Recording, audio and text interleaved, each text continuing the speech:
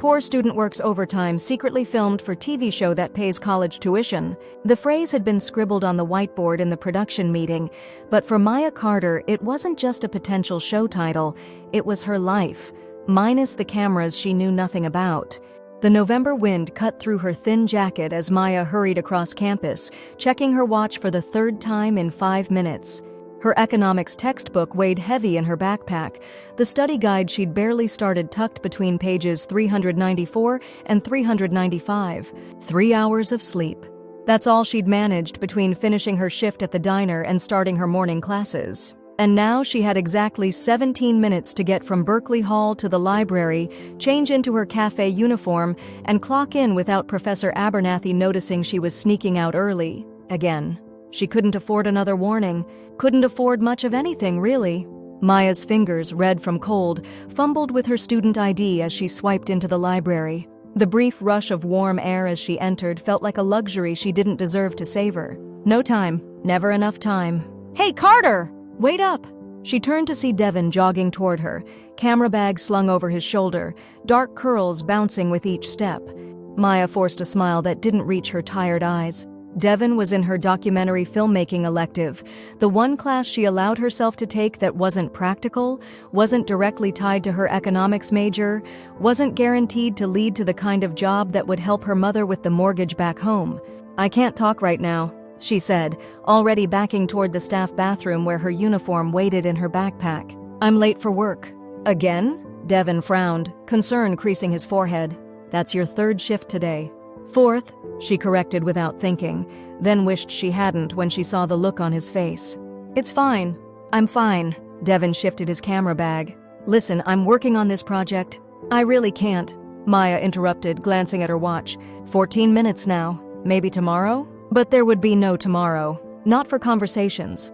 There'd be another shift, another class, another night of studying until her eyes burned, until the words blurred together, until she fell asleep with her face pressed against textbook pages that cost more than 3 days' worth of groceries. "Sure," Devin said, but something in his expression seemed off, almost guilty. "Tomorrow." Maya didn't have time to analyze it. She darted into the bathroom, changed in record time, and stuffed her street clothes into her backpack. Her reflection in the mirror looked like a stranger. Dark circles under brown eyes, cheekbones too prominent on a face that hadn't seen a proper meal in weeks. She pulled her curly hair into a tight bun, straightened her name tag, and took a deep breath. "Just get through today," she told herself, like every day before it. What Maya didn't see was Devin lingering outside, speaking quietly into his phone. She didn't see the small camera he discreetly positioned on the library's second-floor balcony, angled toward the cafe where she worked. She didn't know that 3 other cameras had already captured her morning, rushing from class to her tutoring job, gulping down a cup of coffee that was her only breakfast, helping a freshman who'd dropped his books even though it made her late for her next class. Maya didn't know she was being watched. She only knew she was tired. "You're 2 minutes late, Carter," her supervisor said as Maya rushed behind the counter. "I'm sorry, Mr. Finch. It won't happen again." "I know," he sighed, not unkindly. "Just don't make it a habit." But it was already a habit, this constant rushing, this perpetual lateness to one commitment or another. Something always had to give, and too often it was sleep, meals, or the grace periods her professors and employers extended until they couldn't anymore. 3 hours later, as the evening crowd thinned and the cafe quieted, Maya's shoulders sagged with exhaustion. Her feet ached. The cut on her index finger from slicing lemons stung every time she washed a mug. But worse than the physical discomfort was the math she couldn't stop doing in her head. Tuition due, $4,289. Savings, $2,817. Time until payment deadline, 18 days. Shifts needed to make up the difference. Too many. What she didn't calculate, couldn't possibly know to include in her mental arithmetic, was that a man sitting in the corner had been there for nearly 2 hours, nursing the same cup of tea, occasionally making notes in a leather-bound journal. What she didn't factor in was that this man, Professor James Wilson, wasn't just any customer, but the producer of Second Chance Scholars, a new reality show scouting its first featured student. "Excuse me," he said, approaching the counter as Maya wiped it down for the final time that night. "May I ask you something?" Maya looked up. customer service smile automatically sliding into place despite her exhaustion. Of course. Would you like another tea? The man, mid-50s, salt and pepper beard, kind eyes behind wire-rimmed glasses, shook his head. I noticed you've been working since I arrived. Long shift? Oh, Maya hesitated, caught off guard by the personal question. Not really. Just a normal day. Professor Wilson nodded, studying her with an intensity that might have been uncomfortable if it weren't tempered by genuine warmth. You're a student here? Yes. She glanced at the clock. 10 minutes until closing. 10 minutes until she could start her economics paper due tomorrow, the one she hadn't even outlined yet. What are you studying? Economics. Maya tucked a stray curl behind her ear, wondering why this stranger was so interested. With a minor in finance. Practical choice. That's the idea. Something in her tone must have revealed more than she intended, because the man tilted his head, his expression softening. Not your passion, though? The question hit Maya like a physical blow. When was the last time anyone had asked about her passion? When was the last time she'd even allowed herself to think about it? Film, actually, she admitted, the word feeling foreign on her tongue. Documentary filmmaking. But that's just an elective. Just? Professor Wilson raised an eyebrow. Maya shrugged, uncomfortable with the conversation's direction. Not a lot of stable jobs in documentary filmmaking. And stable is what I need right now. I see. He reached into his pocket and pulled out a business card, sliding it across the freshly wiped counter. Well, if you ever want to talk about film, or economics for that matter, I'm a professor over in the Media Studies Department. James Wilson. Maya took the card automatically, glancing down at the embossed lettering. Thank you, Professor Wilson, but I don't really have time for extra meetings, I understand. He smiled kindly. Keep it anyway. Sometimes life surprises us with exactly what we need, exactly when we need it. With that cryptic statement, he gathered his things and left, the bell above the door chiming softly in his wake. Maya stared after him, an odd feeling settling in her chest. She tucked the card into her pocket without another thought and continued closing the cafe. She couldn't know that this brief interaction would change everything, couldn't know that Professor Wilson had already made his decision, that her name was now underlined twice in his leather journal, that the cameras would continue to follow her discreetly for another week before the reveal. Maya only knew she had 4 hours to write a paper on fiscal policy before her 6 a.m. shift at the campus mailroom began. She only knew that tonight, like every night, would not have enough hours for both work and sleep. She chose work. She always did. The following week passed in a blur of lectures, shifts, and microsleeps that left Maya disoriented and clumsy. She dropped a stack of plates at the diner on Thursday, earning a warning from her manager. She scored a C- on her economics midterm, her first grade below a B in her entire college career. She fell asleep during her documentary film elective, missing Devin's presentation entirely. "Hey," he said, catching up to her as she rushed out afterward. "You okay? You seem worse than usual." Maya might have laughed if she had the energy. Worse than usual. What a perfect description of her life lately. "I'm fine," she lied, the words automatic.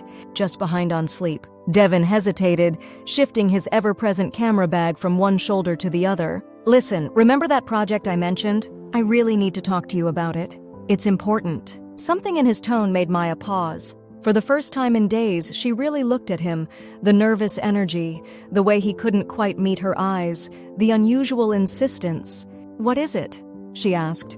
Before Devin could answer, Maya's phone buzzed. Her mother's name flashed on the screen, sending a jolt of anxiety through her chest. Mom never called during the day unless something was wrong. "I have to take this," she said, already backing away. "I'm sorry." The call was brief but devastating. The bank had sent another notice. The mortgage payment was late, again. And this time, they were threatening foreclosure.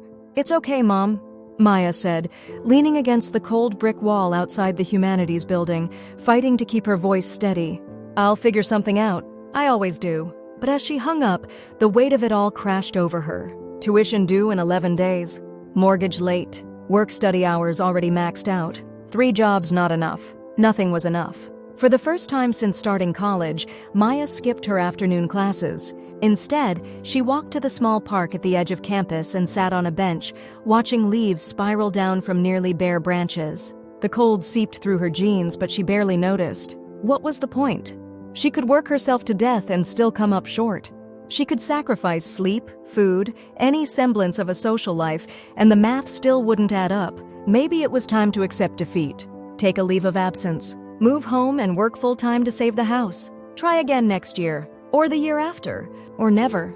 The thought hollowed her out, leaving nothing but a dull ache where her dreams used to be. She didn't notice the camera discreetly positioned in the gazebo across the lawn. Didn't see Professor Wilson watching from his parked car, making notes as tears finally spilled down her cheeks. Didn't realize that her moment of despair would later be juxtaposed with footage of her helping a lost freshman find their way to the registrar's office, despite being late herself. Maya only felt alone, completely, utterly alone, until a small warm hand touched her arm. "Are you sad?" Maya looked up, hastily wiping her tears to find a little girl, no more than 5 years old, standing before her. Dark pigtails, a purple coat, and concerned eyes that held the kind of innocent compassion only children can truly master. "A little bit," Maya admitted, forcing a smile. The little girl nodded seriously, as if this confirmed a suspicion. Then, without hesitation, she reached into her pocket and pulled out a slightly squashed chocolate candy wrapped in gold foil. "My mom says chocolate fixes broken hearts," she said, offering the candy with solemn ceremony. "Is your heart broken?" The unexpected kindness, so simple, so pure, broke through Maya's carefully constructed walls. A sob escaped before she could stop it. "Kind of," she whispered. The little girl placed the candy in Maya's palm and closed her fingers around it.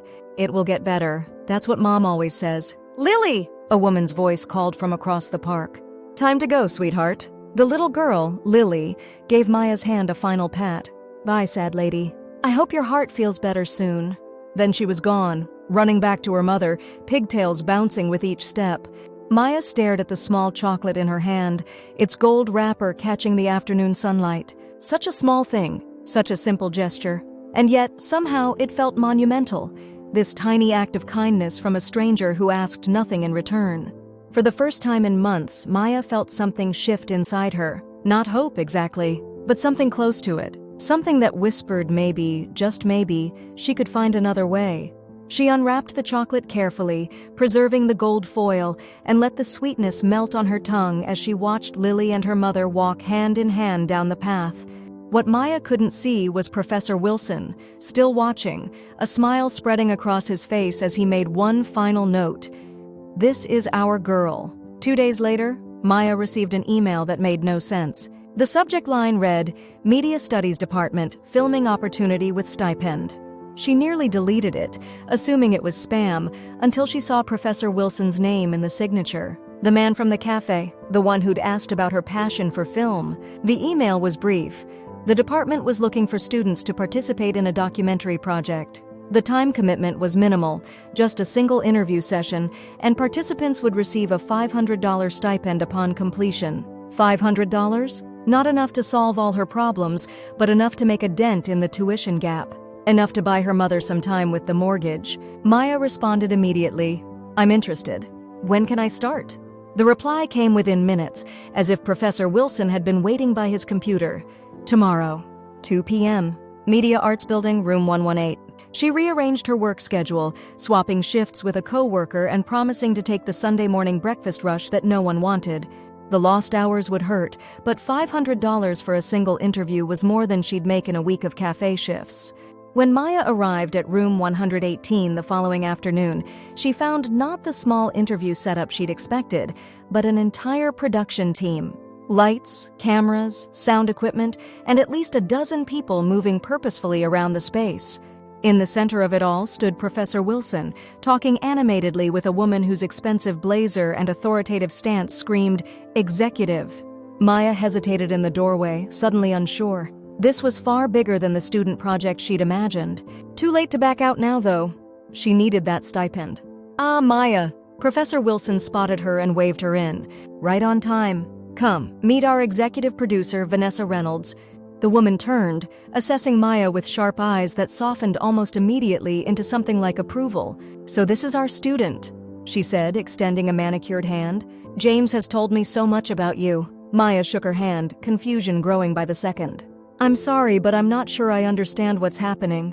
The email mentioned an interview for a documentary project? Professor Wilson and Vanessa exchanged a look that Maya couldn't interpret. Then Professor Wilson gestured to a comfortable-looking chair positioned under the bright lights.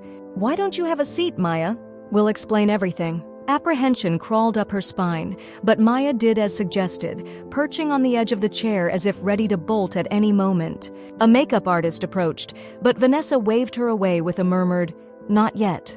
Professor Wilson pulled up a chair across from Maya, close enough for conversation but far enough to respect her space. "Maya, what I'm about to tell you might be a bit shocking, but I want you to hear me out completely before you respond. Can you do that?" She nodded, her heart beginning to race. "For the past 2 weeks, you've been the subject of a documentary series we're producing called Second Chance Scholars.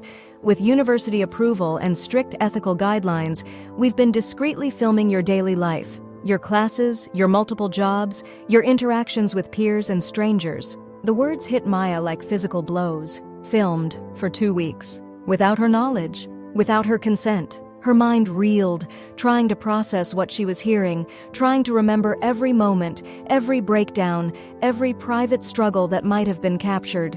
That's not legal," she managed, her voice barely above a whisper. "You can't just film people without—" "Actually, we can," Vanessa interjected smoothly. "In public spaces with proper permits, which we have. And the university granted us special access to common areas based on the educational and philanthropic nature of our project." "But why? Why me?" Maya's voice cracked on the question. Professor Wilson's expression softened. "Because you exemplify exactly what this show is about, Maya. A dedicated student working incredibly hard against overwhelming odds. Someone who, despite personal hardship, still finds ways to help others, like the freshman you guided to the registrar even though you were late for work, or the elderly man whose groceries you carried up 3 flights of stairs after your shift at the diner." Maya's mind spun, trying to remember these moments, trying to imagine cameras watching them. "I don't understand what you want from me." "We want to help you," Professor Wilson said simply. "Second Chance Scholars isn't just a documentary. It's a scholarship program. We select 1 student per episode, someone facing significant financial hardship despite their best efforts, someone with the academic record and personal character that warrants support, and we pay their full tuition for the remainder of their education." The words hung in the air between them, too enormous to comprehend immediately. Maya stared at Professor Wilson, waiting for the catch, the punchline, the moment when reality would reassert itself. "Full tuition," she repeated slowly. "For how long?" "Until you graduate," Vanessa confirmed. "Both your bachelor's and master's degrees if you choose to pursue graduate studies, plus a stipend for living expenses so you can reduce your work hours to a reasonable level." Maya's hands began to tremble. This couldn't be real. Things like this didn't happen to people like her. "What's the catch?" "The catch," Professor Wilson said carefully, "is that we need to complete the episode. We need your consent to use the footage we've already gathered, and we need you to participate in this final interview segment where we reveal the scholarship to you on camera. Your reaction, your story in your own words, becomes the heart of the episode. And if I say no?" Maya asked, though she already knew she couldn't refuse. Not with what was at stake. "Then we destroy all footage, you walk away with the $500 interview stipend as promised, and we find another student," Vanessa said matter-of-factly. "But Maya, before you decide, there's something else you should know." She nodded to someone off camera, and suddenly Devin appeared, camera bag still slung over his shoulder, guilt written clearly across his face. "Devin?" Maya stared at her classmate in confusion, then understanding dawned, cold and sharp. "You were part of this? You've been filming me?" He stepped forward, hands raised apologetically. "I'm an associate producer on the show. I was assigned to your segment because we share a class, which gave me a natural way to interact with you. I've been trying to tell you, Maya, but there was never a right moment." Betrayal stung, sharp and unexpected. This person she'd considered, if not a friend, at least a friendly acquaintance, had been reporting on her all along. Had seen her struggles and kept the solution secret while she drowned in work and worry. "I'm sorry," Devin said softly. "I wanted to tell you so many times, especially this past week when things got so hard with your mom's house and everything." Maya froze. "How do you know about my mom's house?" A heavy silence fell over the room.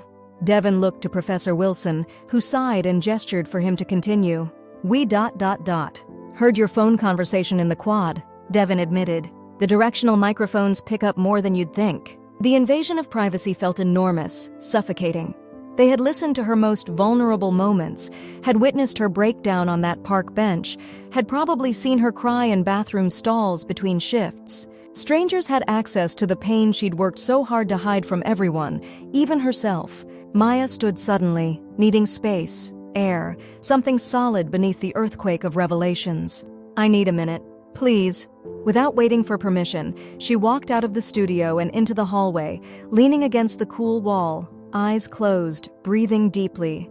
The logical part of her brain, the part that had calculated tuition payments and work hours and the impossibility of her situation, knew what this opportunity meant. A way out, a solution to the problem that had consumed her life. But another part, the part that valued her privacy and dignity, recoiled at the thought of her struggles becoming entertainment, her hardship packaged into a heartwarming television narrative. The door opened, and Maya expected Professor Wilson or maybe Devin. Instead, it was Vanessa Reynolds, her earlier sharp assessment replaced with something that looked surprisingly like empathy.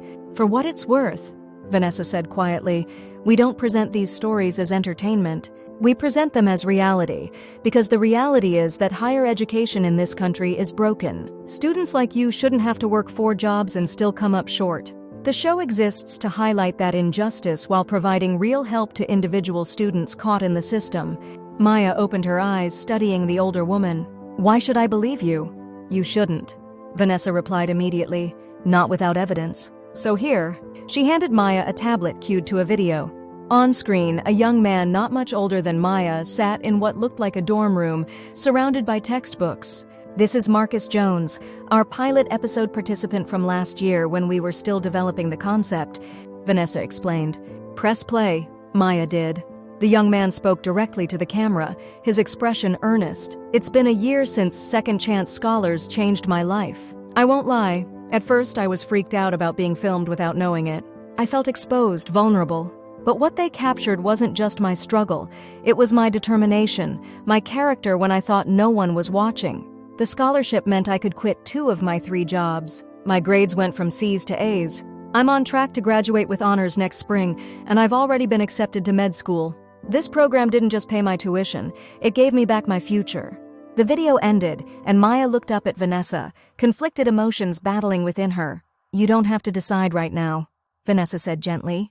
"Take the tablet. Watch all 5 episodes we've produced. See how we handle these stories, how we protect our students' dignity while highlighting their strengths. Then make your decision." Maya took the tablet, her mind racing with possibilities. "When do you need to know?" "Tomorrow morning. We're on a production schedule, and if you decline, we need time to find another student before the semester ends." Maya nodded, clutching the tablet like a lifeline. "I'll let you know." That night, alone in her tiny off-campus apartment, Maya watched all 5 episodes of Second Chance Scholars.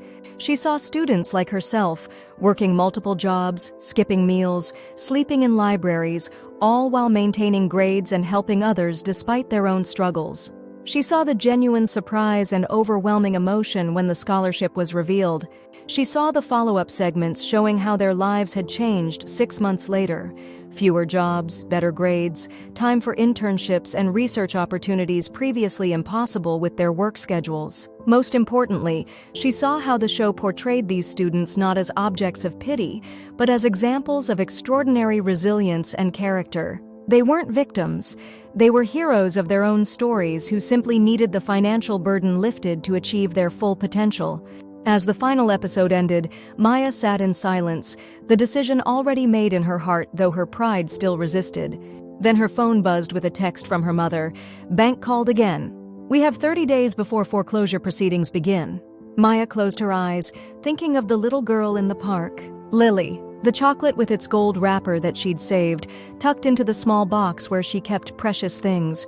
A photo of her father before he left, her college acceptance letter, the smooth stone her grandmother had given her for strength. Sometimes life surprises us with exactly what we need, exactly when we need it.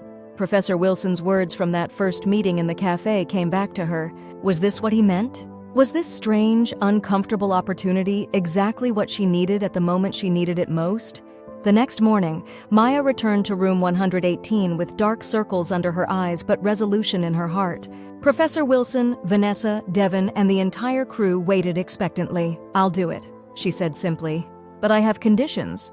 Vanessa raised an eyebrow, the hint of a smile playing at her lips. Name them. First, I want final approval on how my mother's situation is presented. Her privacy matters more than mine. Professor Wilson nodded. Absolutely. Second, I want to be involved in selecting future students for the show. I know what to look for, the signs people hide when they're struggling. This request seemed to surprise them, but Vanessa recovered quickly. We can discuss a consulting role after your episode airs. And third, Maya took a deep breath. I want to change my major to film and media studies with a minor in economics, not the other way around. A bright smile broke across Professor Wilson's face.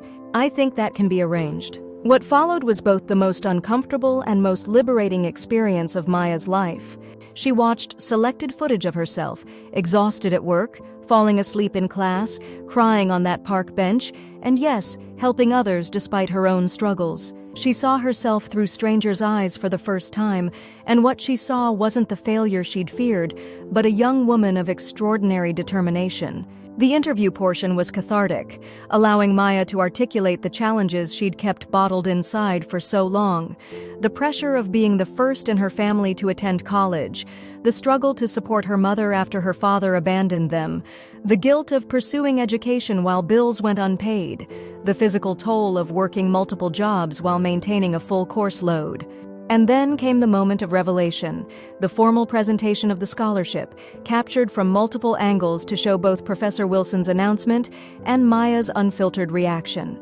Maya Carter, he said formally, on behalf of Second Chance Scholars and our anonymous donors, we are pleased to award you a full scholarship covering all remaining tuition and fees for your undergraduate degree, plus a living stipend of $1,500 per month for the duration of your studies. Even though she'd known it was coming, the reality of those words, the enormity of what they meant, hit Maya like a physical force. The financial burden that had defined her existence for so long lifted. The constant mathematical calculations, the juggling of shifts, the impossible choices between work and study and sleep, all suddenly, miraculously resolved. She covered her face with her hands as tears came, unrestrained and unstoppable. Not pretty, camera-ready tears, but deep, body-shaking sobs of relief so profound it bordered on pain. Years of tension released in a single moment. Professor Wilson waited patiently, allowing her this unguarded reaction. When she finally looked up, wiping her eyes with trembling hands, he continued softly.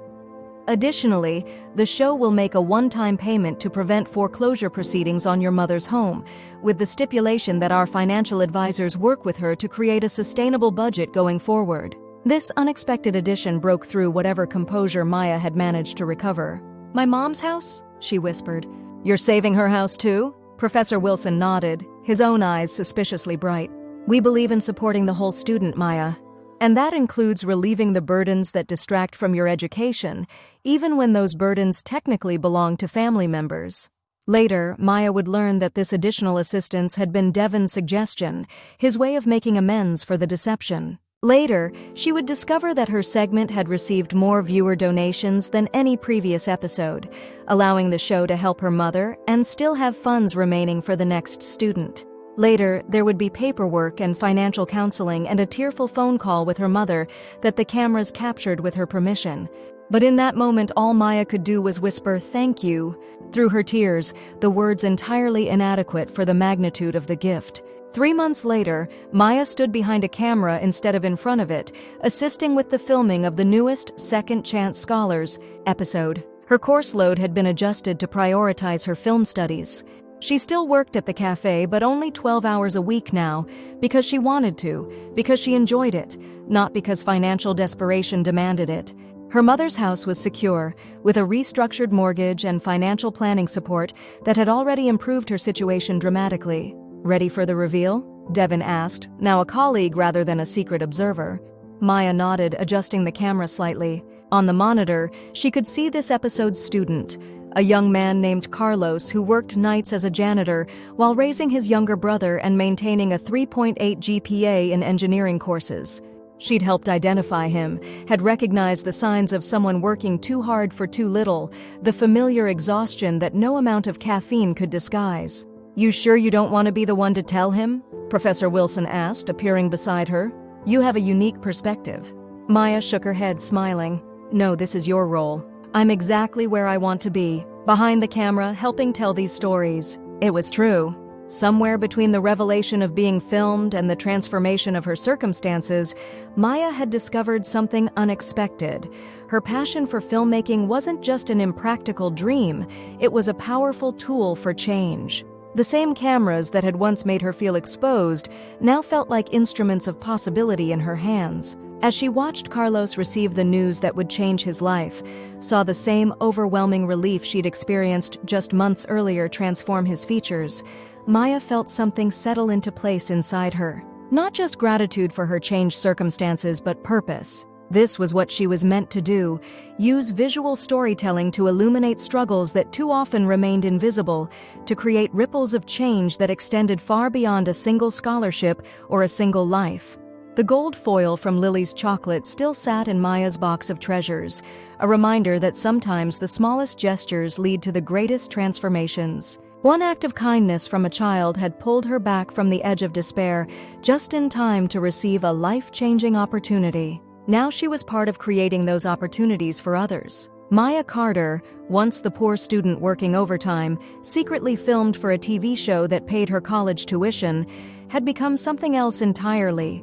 A storyteller with a mission, using the power of what had once felt like an invasion to shine light on struggles that shouldn't exist and celebrate the resilience of those who face them head-on. As Professor Wilson delivered the good news to Carlos, Maya adjusted the focus, capturing the exact moment hope replaced resignation in his eyes. This was her passion and her purpose now, finding the light in the darkness and making sure everyone could see it.